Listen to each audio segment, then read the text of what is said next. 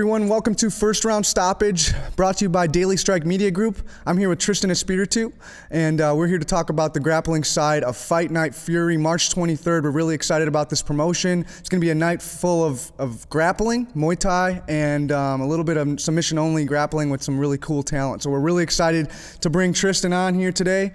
He's actually my coach, my black belt instructor. I've been working with him for about 4 years. I've nothing but good things to say about this man. He's taught me pretty much everything I know about jiu-jitsu, essentially. And I'm really excited to have him on. I'm going to ask him a little bit of background on himself and just kind of get everyone to understand where he came up with this concept and what to expect going into Fight Night Fury and the grappling side of things. So let's start with that. What do you tell everyone your name, your affiliation, your rank? How long have you been training? So my name is Tristan Espiritu. I've been training since 2001. I'm a black belt currently under Jonatas Noveas. Jonatas was actually the head coach here at Counter Strike MMA, and I trained with him for a little while. Then he decided to move over to Las Vegas, but now he's in Santa Barbara, California, and he's one of the head coaches over at Paragon right now. So very big affiliation. We're not under Paragon, but we're still under Jonatas. Yeah. And he comes out here about once or twice a year, to train with us. Absolutely. Good experience with him, one of the nicest guys I've ever met. So when he left, he asked myself and Juan Marquez, my co-head instructor here, to take over the program. We said, you know what, we got nowhere else to go. Let's do this. Might as well, yeah, yep. Absolutely. And it so far has been amazing. I mean, you guys have held the program for a long time now. Tell people a little bit about Bodhi. How long have you been? Yeah, for sure. That? So that was I think 2005 he left. Yeah, 2005 he left. So we've been running the program here for 4 years now. I think this is our 4-year anniversary. Wow. It's grown, as you know. Absolutely. We've got our classes are filled now. Back then when we took it over, we were struggling to, even on Friday nights, sometimes there'd be nobody there. Now Friday nights are filled, no-gi nights are filled. Yep. We actually recently added Tuesday night class. So now we've got jiu-jitsu 5 days a week, which is pretty impressive coming from part-time teachers. This isn't my full-time job, but it's my full-time passion. So absolutely, and I'm grateful for that extra class. I have to say myself. Yeah, cool. Because it's nice to get in there, and I'm grateful for the program in itself. Like I said, I'm a testament to Juan and Tristan's ability to teach and show people jiu-jitsu in a very practical, welcoming, warm way. It's not super competitive. We're like a family here. I tell people all the time, I feel like this is my jiu-jitsu family. We're all cool. We're all friends. Right. We're not trying to kill each other, but also just trying to learn jiu-jitsu. Right, for sure. But so Bodhi is held here at Counter Strike MMA Academy. Like he said, we have classes 5 days a week. So I definitely recommend coming, checking out. We need more people to roll with. So bring it on. Let's get in there. Let's get people on the mats for sure. And you also just started a kids class, correct? Yes. So we haven't had a kids class since I've been here. I don't think they had a true jiu-jitsu with gi class since Daniel Wanderlei left. So after that, Jonatas took over. There was really no kids class there. They do have they've always had kids kickboxing, wrestling, and I think that's it. MMA, I think, as well. MMA, but it was more of conditioning, I think. Yeah. Mike Corey teaches that, who's a ex-Bellator fighter. That's a really good class too, if anyone's interested. He's awesome too. He works with kids, so he's a teacher on just full time. So it's a nice combination there. He works well with kids. But I know a lot of the parents of our students were asking about kids classes, because now they have kids that see them in here. Sometimes they bring their kids in here just because they want to, the parents want to train, but they have to bring their parents with them. Yep. So we decided, hey, well, let's do this. I have a 6-year-old. Juan has a 6-year-old and a 9-year-old. And I said, let's start this kids program. So it took me about a month to really come up with a curriculum on paper, and then we piloted it to make sure the timing was right, to make sure the kids were getting everything right. We made a few adjustments. Now we're in, I think, 7th week, and still making adjustments on the fly, depending on, you have to with kids, because kids are very different from adults in learning. In some ways, they're faster learners. But in other ways, you have to slow it down and kind of break it down to the basics, which makes me actually learn, remember the basics a little bit more. 100%, yeah. So that's going on. If you have kids from 6 to 11, our kids class is geared towards them. 12 and up, we actually, depending on their size, we actually let them go ahead and take the adult beginner class, and then once they're good with the beginner and the basics, we actually let them participate in the adult class. Yeah, we have a couple, like 12, 13-year-olds. And it's awesome. It's cool, to be able to break things down for even them, teaching them, for people who are lower level belts on the match, just helping them out. Goes a long way. Sure, yeah. Being able to answer questions, go through technique. I mean, I think it, like you said, it makes me a better grappler. Breaking for sure. these things down. But yeah, I've witnessed the kids class. It's awesome. It's so fun to watch you guys out there, especially with the parents on the mat. Like I feel like that's very different. You don't see that every day. Saturdays, when I piloted this, I'll be honest, I was a little nervous, right? Yeah. Because I'm going to have, right away, we expected 15 to 20 kids. And I'm like, you know what? We're going to make this a parent-teacher class because I need, and I welcome our students to participate in this, right? Like you said, it helps you out as a student, and it helps the parents out as a student, explaining it to the kids. And plus, with just me and Juan on the mat and 20 kids, I just felt that the kids weren't going to get the amount of attention that they deserve. Absolutely. So with the parents there, it helps out. Yeah.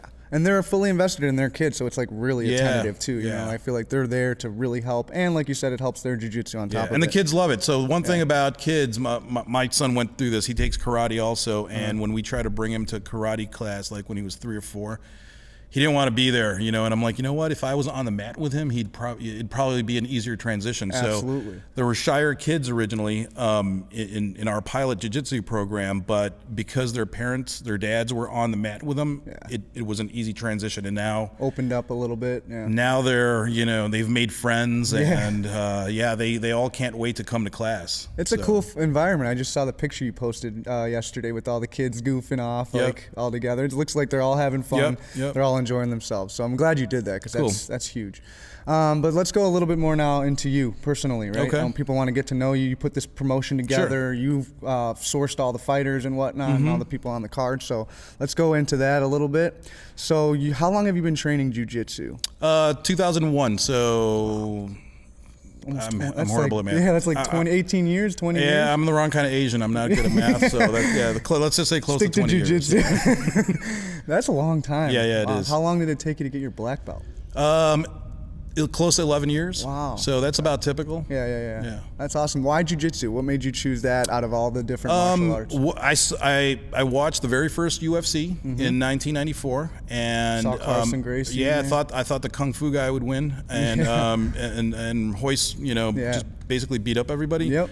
Back then there were no jiu-jitsu schools here, so I didn't start training till several years later, almost a decade later, because by the time I started in the DuPage area, there was only 2 schools. The school I went to, which is it was called Force Jiu-Jitsu, no longer around, but Carlson was the other one in Naperville. Yes. They're about equal distance to me. Yeah. At the time, I liked the vibe better of where I went, so stuck with it there. That's awesome. So what do you prefer, gi or no gi? What if you had to choose? Because of my age, almost half a century, the gi is a little easier on your body. I love no gi. I like the action, and I'll get into a little bit more about that when we get into Battle Crew. Absolutely.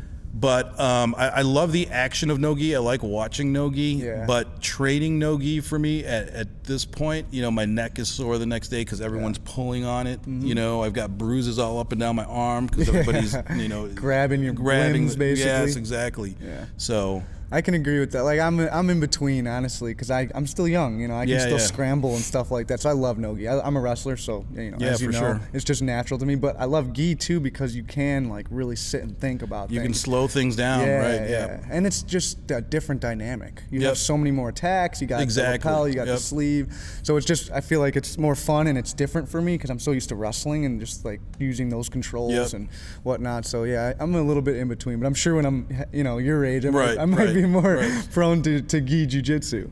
So let's talk about the last personal question. Sure. Just out of my own curiosity, to be honest with you, we roll all the time. So, what's your favorite submission out of all this? And it could be like a series of submissions or like a position too, like leading into a certain series. Right. But what's your favorite place to be when you're rolling? So I've always, it's funny, up until about a couple years ago, I had a soft spot in my heart for leg locks, mainly toe holds. Oh, okay. I just found them from everywhere. The way I describe toe holds, I'm sure you've heard me say this, it's like I hone in on it. It's like a radar for me, right? Like if I don't even have to see your foot. Like if I can put my palm on your instep, I'm going for a toe hold, right? But recently, since we have a lot of new students and since I've been teaching more, I've been shying away from the footlocks because of IBJJF, and their rules and stuff like that. But and this is something that you'll one day discover, that throughout your ranks, there's different phases in your game, right? Yeah. Your game should change, because you should be evolving, constantly evolving. I've recently, probably about a year and a half ago, started really focusing on north-south chokes, right? Oh, okay. So and different entries to different chokes from there. Yeah. So I was horrible at them up until black belt. Which is, you expect a black belt to say I was good at everything, right? No, that's not the case. So once I discovered and refined the finish of my north-south choke, I really got into it, and I started, again, that radar came, and I started seeing entries everywhere. It's there when it's not even there. It's there when it's not there. So my next step in that evolution is to find out transitions to related chokes, like guillotines and arm in triangles and darces and stuff like that. Because people learn to defend your submissions, right? Start to turtle up on you or something. So you have to figure out how to transition, how to lead them into other things and things like that. So right now I've got I call it a north-south system because that's the submission I'm always going for usually when I'm rolling out. And just the position. Thank you so much for answering some of those personal questions. People, I'm sure, just want to know more about you, about this promotion, about the fight coming up, and Battle Crew Grappling and stuff like that. And it's always helpful to kind of know about the background and just learning about black belts in general. I feel like it's super fascinating, for sure, especially if you love jiu-jitsu. So let's talk about Fight Night Fury. Going into this, you partnered up with Kewen Baptiste. He runs First Round Promotions. What made you decide to partner up with him and get this going? Yeah, so I'm trying to remember that. It was sometime after his first event. He had told me, I walked into the gym and I saw him, and he was telling me, about his promotion and stuff like that. And we just kind of got talking, because I think he said he was trying to put more on this year, up to 12. And I said, wow, that's a lot. Yeah. To have a Muay Thai event every month. First of all, you're going to run out of good fighters. Yeah, exactly. And you're going to saturate the market, right? Yeah. So we got to talking, and I said, if you consider doing grappling matches along with this, I'd be glad to help you out. And it kind of evolved from there. But I felt that market is pretty saturated already as far as the traditional super fights. I didn't want to compete, and not saying that we would compete, but the bar was already set by Fight to Win, right? I've been in that. It's a huge super fight grappling promotion. All across the nation. All across the nation, right? So they've got lights. It's like a rock show, right? Yeah. And I know Kewen's promotion wasn't like that. They also have grappling games that have super fights. Oh, they're coming out of the woodwork now. Yeah. They have Wanderlust. There's just so many of them. So I'm like, well, if I'm going to do this, if I'm going to help you with this, I'd like to do another type of format, right? And Sakuraba. I don't know if you're familiar with Sakuraba. Come on, man! You're not familiar with Sakuraba? Yeah, you're a noob. You're a noob. Sakuraba, the Gracie Killer. He's go YouTube him. Okay, all right. I will do that tonight when I'm at home. Japanese MMA fighter. Okay. Comes from a catch wrestling background, not even a jiu-jitsu background, right? And he's tapped out Hoist, he's tapped out Henzo, he's tapped out Hoyler in MMA fights, right? Oh, okay. In MMA fights, yeah. He's old now, and he's older, but he's still competing. Anyway, so. Currently, he has this promotion called Quintet. Oh, yes, I've heard so of it. he's the one who put that together. He's the promoter of that. And what that is, it's a 5-on-5 team grappling tournament, right? They get 4 teams for their event, and they fill in the time slots with other super fights. So the one thing that interests me about this, because there's been team events in this area before. I know there was a tournament called C3 down in Indiana. Brawlo Corral, who's a black belt in Indiana, used to put on tournaments, and he would have team schools, right? Okay. But it would literally be one guy against one guy. Then I think he would give points for the winner. So even though it's so like a wrestling duel, like almost, right? Like a dual wrestling. Yeah. So this quintet, very different. What it is I mean, it's like a basketball game, because you pick 5 people, right? And the other team picks 5 people, and you have a weight limit. I think for the 5-on-5, it's like 900 and something pounds, right? Oh wow. So you can pick anybody you want. Yeah. Right? You can pick anybody you want. They don't have to get to even to that weight necessarily. They don't have to get to that weight, right? Oh, wow. Just don't go over that weight. So you can't load your team up with 5 250-pound guys. Is basically what they're trying to do, right? So anyway, the cool thing about this format is you pick a lineup to go in there first round, and that lineup is your order, right? So you could be going up against a more experienced grappler, but weighs 40 pounds less than you, right? And the winner of that round, the winner of that match for that round continues on.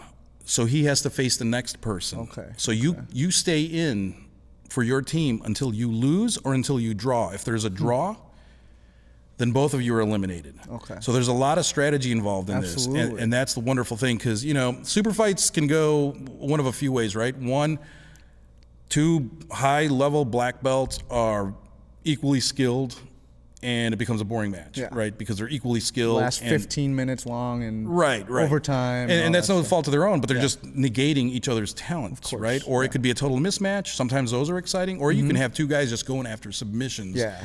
It gets real exciting. And that gets really exciting. So hopefully with this team format, it's that exciting. Yeah, absolutely. But anyway, so I told him about this format. He didn't really understand, because he's not a grappler. I'm talking about Kiwin. Yeah. And he didn't really understand, but he's like, so I drafted up the rules for him, showed him the quintet video, and I'm like, I don't want to do 5-on-5, because I felt it would be difficult to get 5 people all together. Yeah. Right? So I said, let's do 3-on-3.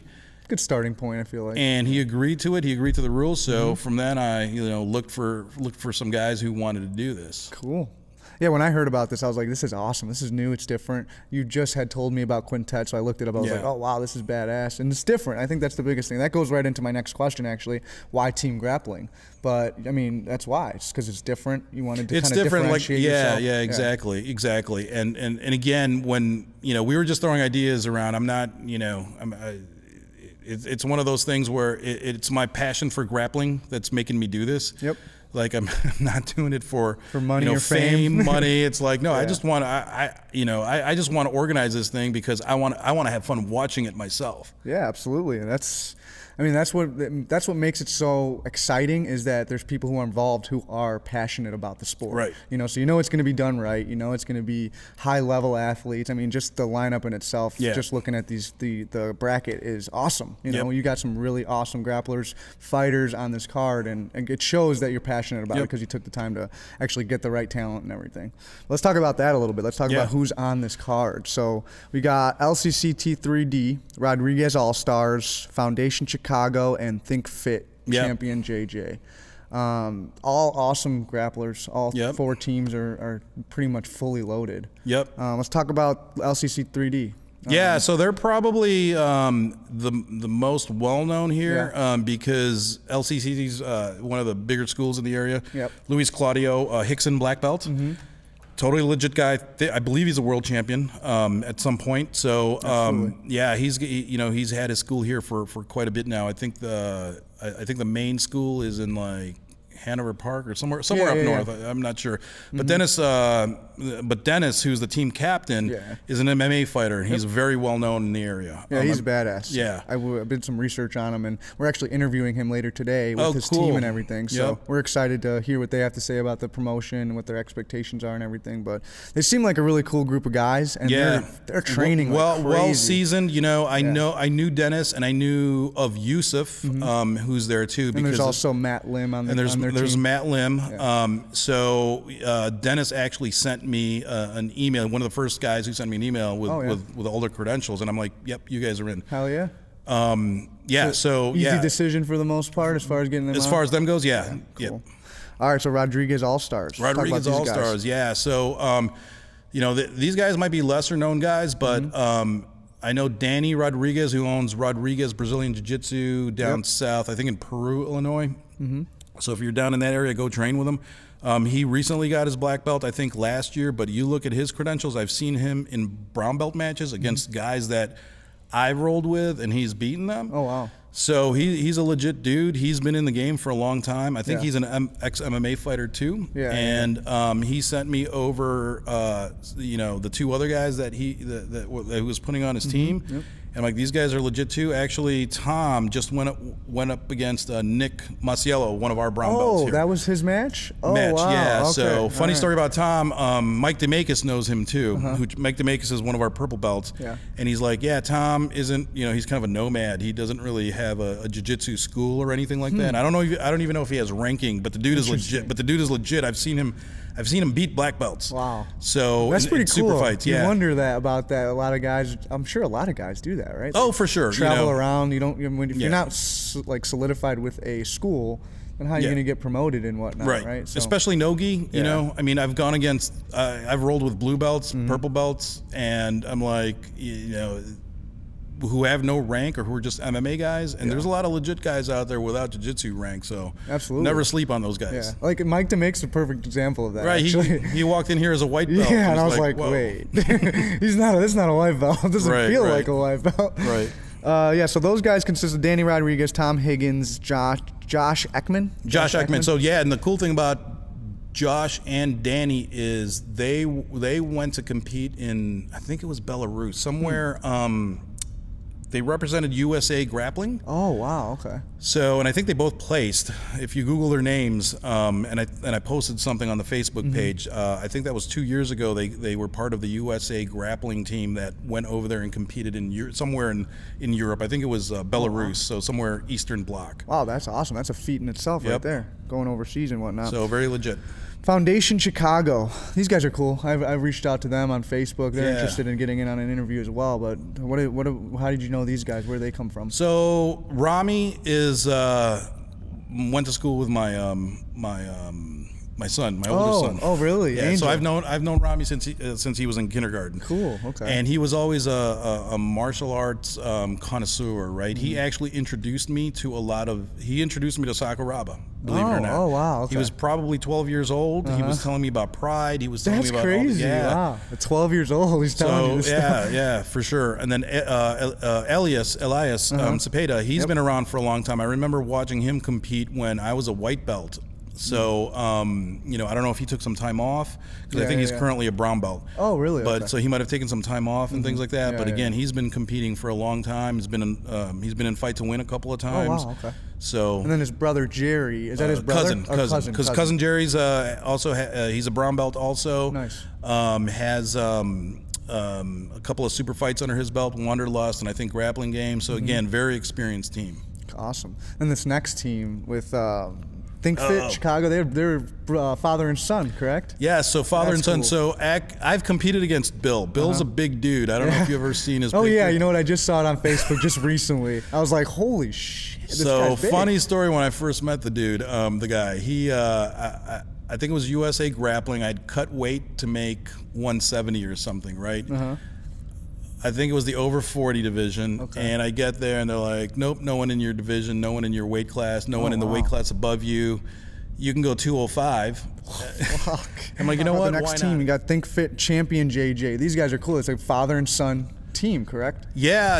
Actually, when I was putting this together, I immediately thought of them because I'm like, how cool would it be? Because I have a son who does jiu-jitsu, and I have two sons who do jiu-jitsu, but I have an older son who does jiu-jitsu, and I'm like, how cool would it be to have a father and son as a team, right? Oh, yeah, hell yeah. So I actually contacted Bill right away, Bill Sr. He's been around a long time, too. When I was a white belt, he was already fighting MMA, and I think I might have watched him a couple times. But funny story about him, I've actually competed against him. I think it was USA Grappling. I just first got my black belt in 2011 or 2012, can't remember now. But I had cut weight, right? I was trying to make 170 for the 40 and above division. Yep. And I get there and they're like, nope, no one in your weight class. And I'm like, well, what about the next weight class? Nope, no one in that weight class either. You want to go 205? I'm like, why not? I'm here. I paid. 35 pounds. That's intense. Yeah, and I don't know how much Bill weighed at the time. So he might have not been. But you've seen his picture, right? The dude's jacked. I mean, he's huge. The name of his team, Think Fit. He's fit. Yeah. Right, not the dad bod here. But so I competed against him, and I knew he was a wrestler. Like I said, I've seen him fight MMA before. I'm like, let's do this. And literally, he grabbed my neck, and I'm like, oh, this is not going to be good, man. You felt that wrestling. I felt that wrestling. So yeah, he's a legit dude too, and he's an MMA fighter. So I think both of them and his son and Blake. Blake is actually a well-seasoned. Yeah, he's a well-seasoned competitor. Awesome. I think they're going to bring the action. I'm excited to see that just because of the father-son connection. I think that's really cool. His son is around the same age as Angel. I think so. Yeah. No, I think he's much younger. Okay. Angel's just turned 30, or he's 30 now. Gotcha. And his son, I think, is probably like 20, 21, but he's fought MMA too before. Oh, really? Oh, nice. I think he just got his purple belt. Oh, wow. So he's following in his dad's footsteps, essentially. Yeah, and his son's jacked too, man. I mean, looking at them without shirts on, it scares me. Yeah, you're like, geez, how do they do it? It's crazy. Well, that's awesome, man. I'm really excited to see some of these guys get on the mat together and compete. I love jiu-jitsu. It's going to be fun to commentate for that. Right, yep. Talking about the submissions they're going for and just all the action.